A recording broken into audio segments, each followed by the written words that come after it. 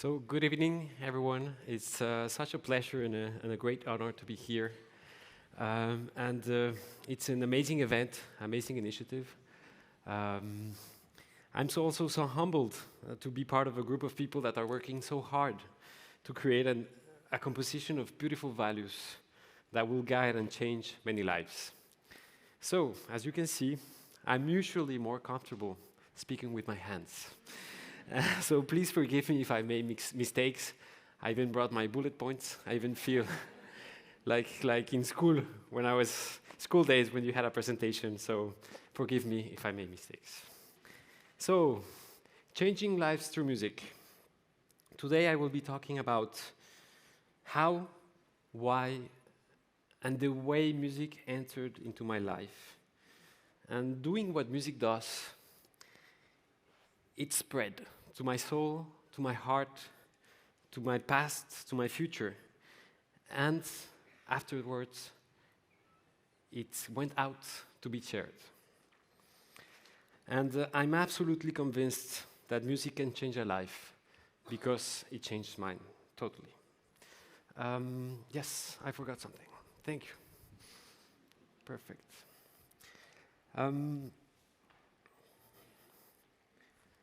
So this, as you can see, is where everything began. That's my piano at home in Durango, Mexico. It's the story of a beautiful instrument that was dormant for many decades.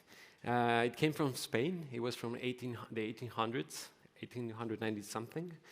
And it became a furniture, like many other instruments in many houses in Europe and everywhere in the United States. And as you can see, there were photos. It was sculptures, flowers. There's the photo of my parents' marriage. So it was there. My brothers tried to play, but with a very bad teacher, and they would usually don't go to music lessons and go under the piano. So I didn't start the piano like in Europe, where children start at the age of 5, 6, and you have the mother behind that you have to practice a lot. So I had a normal childhood. In school, no one played an instrument in Durango, and the only thing we did was playing football every day, all day. And please don't ask me why Mexico hasn't won the World Cup. I don't understand either. It's crazy. So this is my parents, and well, my childhood was like a beautiful oasis, like those perfect flashbacks that you see in the movies, right? And but it was real, and there was a beautiful value that was floating around, and that value was empathy. For my parents, they had this natural way of helping others. And it was just so normal, right? My mom helped a lot of children from an orphanage in Durango, used to come every weekend to my place. My father was a surgeon, and he was so humble and giving. And so it was perfect. And something happened. So my father died when I was 14 years old. And everything changed because he passed away, and I entered in a desperate pursuit of meaning, of answers to the existential questions of life, of death, of mourning. And all the answers, I found them right here.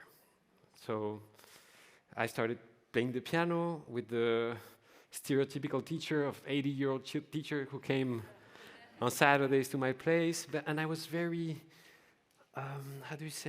I wanted to do every noble art. I started writing short stories, reading from the 1960s, literature from Latin America, Jorge, Cortázar, searching for meaning everywhere. And really, it was very powerful, the way that music, it was like a therapy. And so now, I will play you a piece. It's a very important piece. Thank you.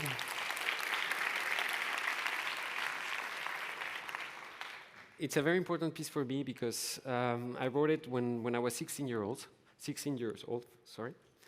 And I composed it for my mom. I used to sit down and improvise for long hours and writing these short stories and seeking these answers, and everything I did it for my mom at that time. And so this piece, I don't play it a lot, but I thought that this is a very special occasion with you guys in this beautiful theater and talking about happiness and music. So I hope you enjoy it.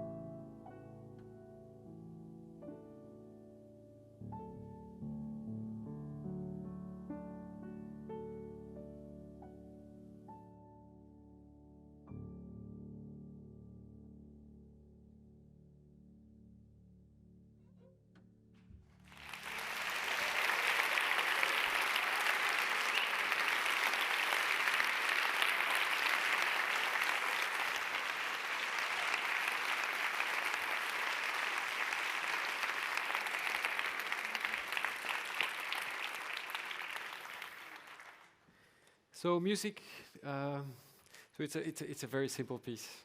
There's an anecdote about Horacio Ferrer, who's a Uruguayan Argentinian poet, who used to say that there was a poet in Montevideo who sold his poems for for pennies, and he used to say that his poems were bad, but they were his. So it's a little bit like that. So it's very simple, but it's mine, and it came from a good place.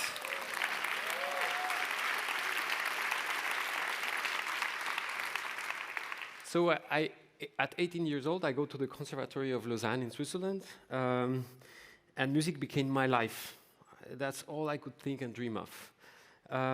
It took me to Switzerland, and where I met great masters, my teachers. This is Menahem Pressler, one of the greatest pianists, who came to our concert. Then I became, thanks to the passion I had, I became the youngest piano professor at the Conservatory of Lausanne when I was 26.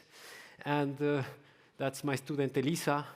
And then it took me everywhere. I was playing here in Geneva, I lived so many amazing experiences thanks to music here with one of a very good friend and great cellist, Gauthier Capuçon, during a concert. And here at, for example, at the Bunkamura Theater in Tokyo, where I did a tour with dancers from the Paris Opera Ballet, and really amazing connections with people from all over the place, amazing artists. It was such an amazing experience.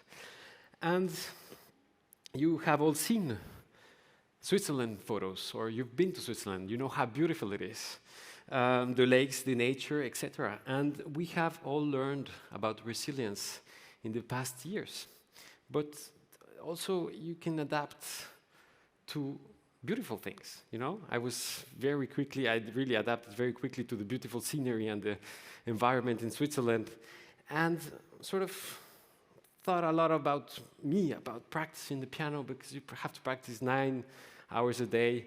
And I was working a lot, having a lot of lessons, and from the ages of 18 to 22, I didn't go back to Mexico.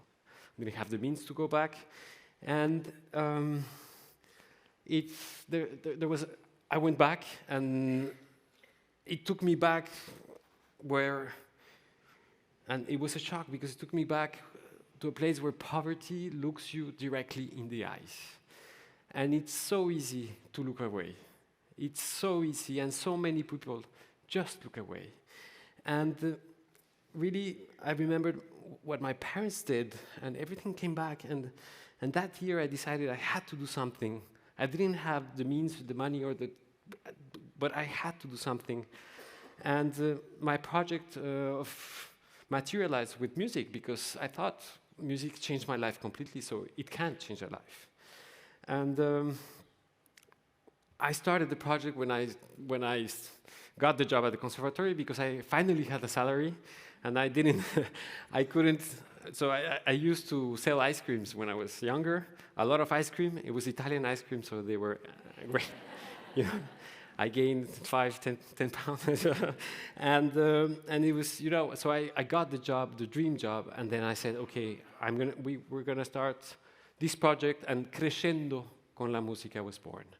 So this is Crescendo con la Musica. These are the kids at La Barranca in Guadalajara. So what does music do? Music really does miracles for the development of children.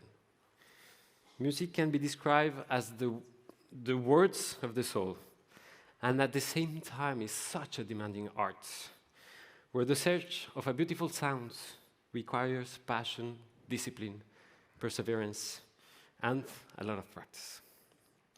Music has a profound effect on a person's development. Countless scientific studies, I will not tell you this because I'm not a scientist, but they have time and time shown how music helps everyone. And it helps you connect the two hemispheres of the brain.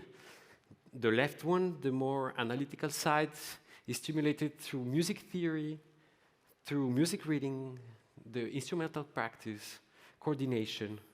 And the right side, that is related to creativity, concentrates in the melody and the emotions of the melody, and the emotions provoked by playing with other people.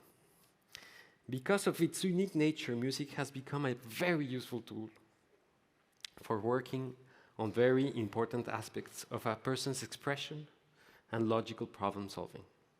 It allows them to become more self-aware and more aware also of their place in the world, with a particular sensitivity for beauty and what it takes to achieve it. So, as I said, music develops passion, responsibility, discipline, respect, and reflection for the common good. For example, if you put 50 children in a classroom and they all paint a picture, you will have 50 different pictures. But if you give them instruments, you will have a symphony. And that's what music does. And we need a society where future generations work together, share ideas, give them a structure, and put them into action to make projects that help solve the urgent situation we're living in. collaborating in harmony with chords and resolutions that will surely have a real and concrete impact on the future. And it all started with these instruments. So 100 instruments that I personally collected in Switzerland, and we sent them to Guadalajara, Mexico. I personally went to the house of the people that had these instruments, so a piano of a grandmother, a flute of a brother, and it was amazing to see all the stories behind the instruments that were dormant, like my piano was. And it was such a pleasure to explain them and to tell them the second life that these instruments would have in the hands of the kids. And also it was very important to me that the kids understood a very important concept, and the concept that music needs them to be created. Because this amazing but ephemeral art vanishes as soon as you stop playing. So it's a very beautiful concept that music needs the children to be and to exist. So now there's a video of the kids when the instruments arrived, and they're chanting "Que lo sabran." So Mexican will will laugh at that because it's open them. So this is the video.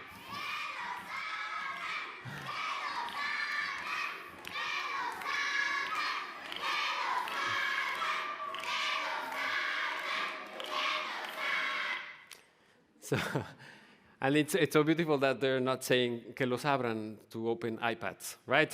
So it's musical instruments. So they arrived in wooden boxes. The parents were helping us, and then the parents created also furniture so that we could store them. And there's a very beautiful photo where it's a bad quality photo, but it's of our artistic director at the time who was showing the instruments, and I really liked the expression of this girl.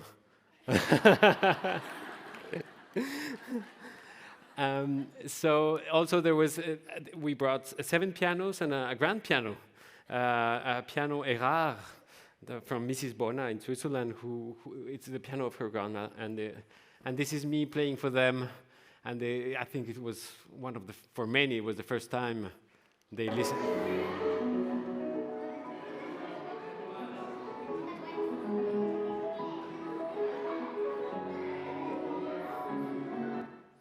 Yeah, so I love the expression on their eyes and how amazed they are about the music.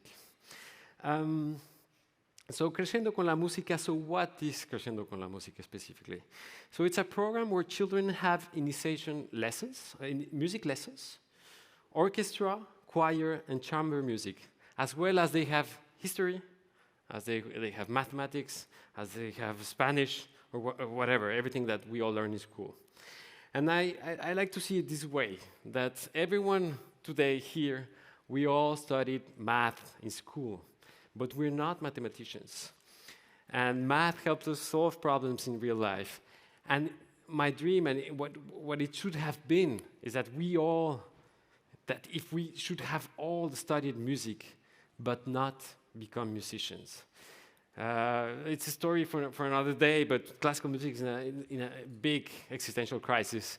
And for me, that's the solution, to create amateurs, to create people that will go to concerts and not create more musicians, because there's too much offer and not enough demand. In Europe, demand is literally dying. So that's really what we're trying to do. And this is an example, for example, this is the cellist of the cellist section they were learning. This is an example of the choir that we made a presentation at the Teatro de Gollado in Guadalajara. You can see in the photo there's Aurélie Dupont, who is the former director of the Paris Opera Ballet and former danseuse étoile dancer, Hervé Moreau, also former étoile dancer, Lionel Côté, who's the principal cellist of the Swiss orchestra, and the kids of Crescendo con la Musica from a very underprivileged part of Guadalajara. And the most important concept here is that they had the right to be there. And their moms had the right to sit in the audience with the other people who came to see the ballerina, right? And that's what music does. It breaks barriers, these invisible barriers that we see in underprivileged countries, because they're invisible, but sometimes they're unbreakable, and music does that. So there's an anecdote about the choir, because at first we were 4 people in this foundation. Now we're much more. It has grown. This year is the 10th anniversary, and but at the time we were a small group, and we were all carrying a lot of things to do. And my music director calls me, and he tells me there's a problem with the schedule, because there's a group of 40 mothers that want to create a choir. And I'm like, what? That's not a problem. It's beautiful. Tell me more about it, right? Because at first, kids came and they escaped from their houses, but because they're used to work for the families, right? So, and they wanted to go to choir lessons. And after 3 years, this choir just was created from thin air. And it was so beautiful for us. And the choir of mothers is still there. The parents is a little more, the dads are, it's a little bit more difficult. At the beginning, they didn't even come to the concert, but now they come, and they also did the furniture for the instruments, so it's coming. And now we're starting a project, an experiment with 3 more schools in Guadalajara near La Barranca, with only choir. And why? Is because an orchestra is so expensive. It's very, oh my God, 4 minutes. It's so I talked to Luigi, and people told me that we're a little bit in advance, so they gave me 5 minutes more, if you don't mind. So this choir, a choir, the instruments are the children, and you can have 1 teacher for 300 kids. The repertory is beautiful, and in every city, in every little village in Mexico, there's a temple, there's a church where that's the concert halls. And the social impact of a choir could be huge, could be massive. And our dream is to create a law initiative that in every school, primary school in Mexico, there's a choir. This is in the next 10, 15 years. We're starting now. And I think it's possible because the budget is minimal. And we all know that sometimes money is what makes projects don't work. So we'll see in the next few years. I'll come back and I'll tell you about it. And now I will show you some photos that would illustrate the importance of music. This is when we created a camp where teachers, Stéphanie Burkhardt, there's many teachers and students from the Conservatoire of Lausanne and Geneva came to Mexico to teach not only to the students, but also to the teachers. And they all told me that they also learned a lot about the way teachers teach over there and the way kids learn. It's very, very different than how they learn in Switzerland. And during this camp, there's always concerts, and I love this photo of Odette, who the stool was too small, and so she needed 3 chairs to play the piano, and she played a beautiful study by Burgmüller. I still remember it was so powerful, and you can see Odette, but behind her there's a schizophrenic mother, and a lot of problems, you know.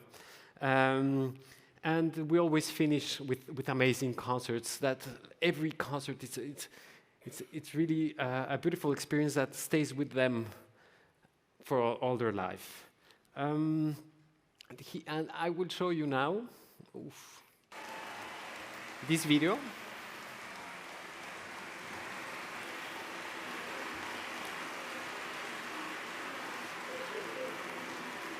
Was that the Mexican food?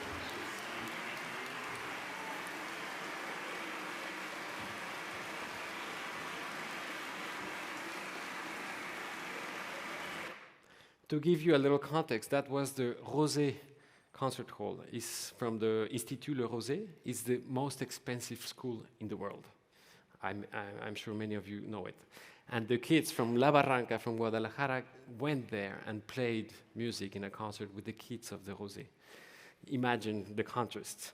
and how the barriers were broken totally because they were playing together and they were speaking the same language, which was music.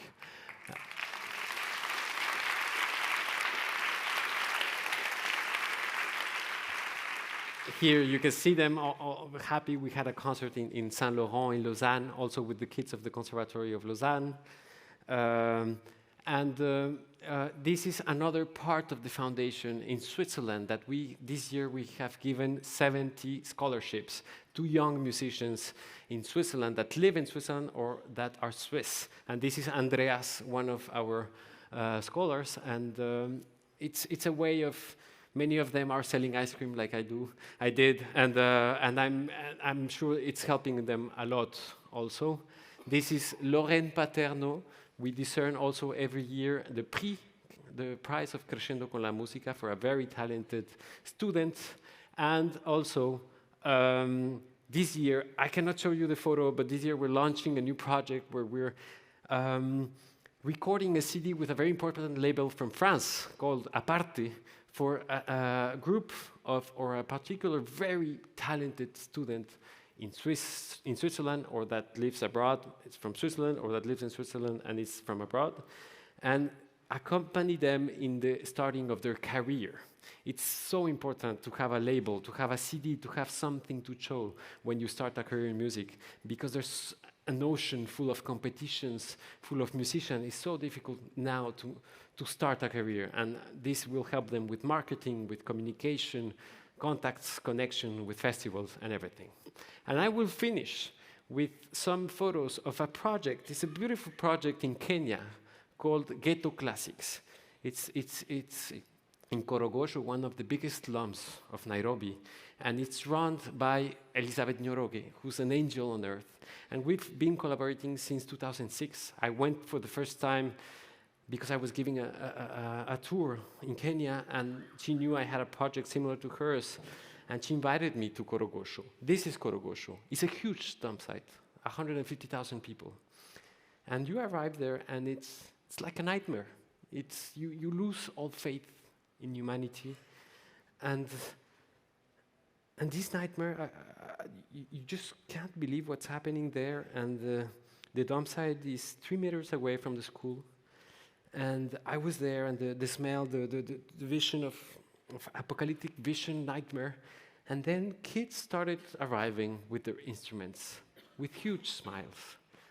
And they started playing, this orchestra started playing, and Brian, a kid I will tell you more about later, started conducting this orchestra, and the nightmare became a dream.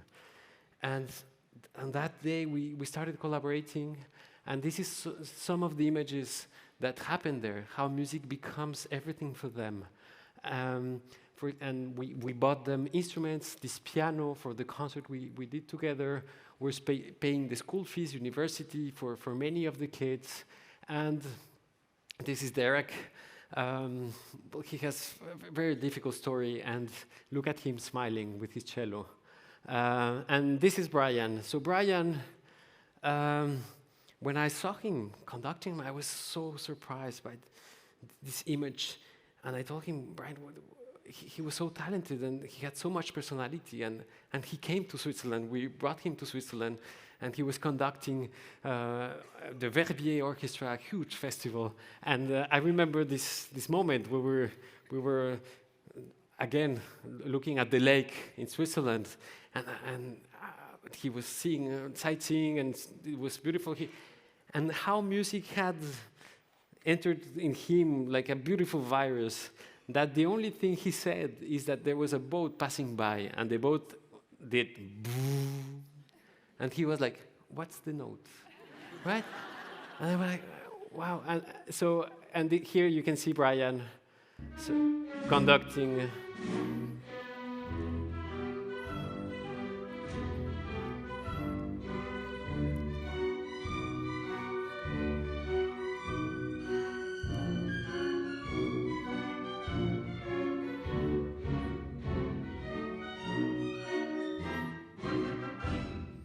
Yeah.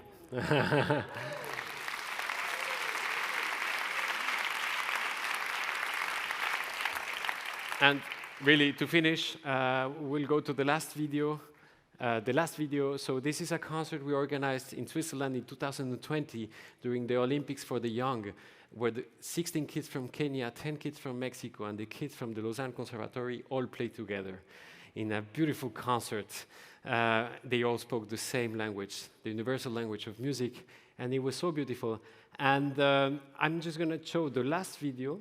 This is direct. I don't have the time. I don't know if we can. Maybe another video. Yes. I'm so sorry. I'm trying to go ahead. I can't. Oh, yeah.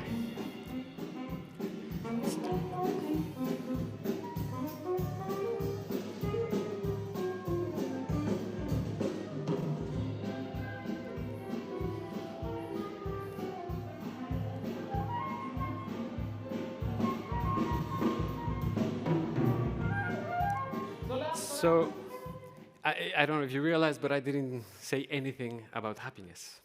And but I wanted to show it to you. And that's the video where happiness is happening. And it was a rehearsal. We finished the rehearsal with the Swiss students. They went home, and they stayed in the room, and they kept playing music. And that's happiness. And maybe you don't see it, but there's even more happiness behind the camera, and it's me filming the videos.